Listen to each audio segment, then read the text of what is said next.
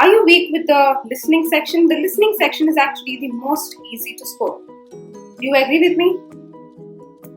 Yes, you might want to agree, but if you're someone who's not scoring beyond a 5 or a 6, then this video is something that will tell you what to do to get a 7 or a 7.5. Okay? So the first thing obviously that you need to do, that I covered in my previous videos, is to listen to a lot of content spoken by native speakers, read a lot to gain vocabulary and understand the synonyms, and also try to write in your own words to understand how opinions are expressed. All of that are fundamentally important. Now, if you have already been doing that, what else can you do specifically to improve your score in the listening section? The first thing, obviously, that you need to do is to understand the kinds of questions that you will be facing. Okay? The first question type can be sentence completion, table completion, and all the fill in the blanks kind of questions.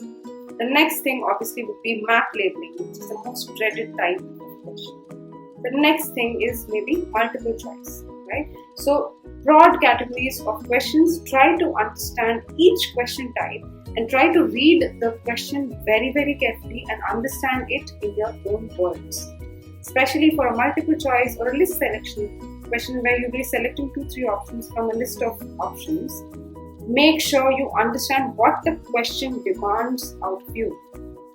And if you have understood that within a span of 15 to 20 seconds, yes, 15 to 20 seconds, you might already be getting the answer right. Okay? So aim to understand the question within a span of 15 seconds and then get to the next step. The next step is to understand what kind of tricks the recording will have and what kind of misinterpretations you might come across. Especially in the multiple choice, where they'll be using a lot of words from the recording in the wrong options as well. And in the sentence completion questions, where they might be rephrasing the sentence and asking you to fill the blanks. You might be tempted to use the same words that were there in the question in your blanks. So be very careful about that. And again, you might fall into the trap of multiple choice questions by choosing options that are wrong just because you heard them in the recording. So make sure you understand these tricks and traps. How do you understand them? Listen to actual IELTS test series or conversations or recordings. Listen to the actual official sources of IELTS tests and understand what kind of tricks they make you follow. If you have done that, then you are good to go.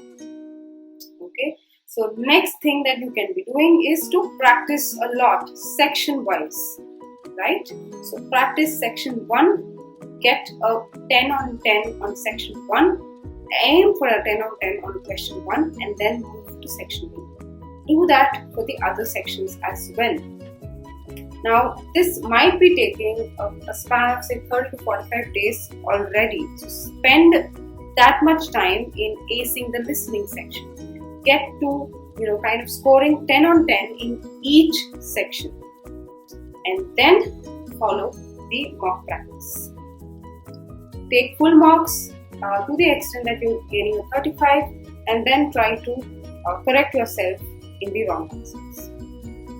And then get to a very specific preparation and see where you're going wrong in those 5 questions and then try to refine your score. Okay? So that's what you should be doing to aim and get a good score in the listening section. I hope this video helped you. We'll be doing these videos for the other sections as well.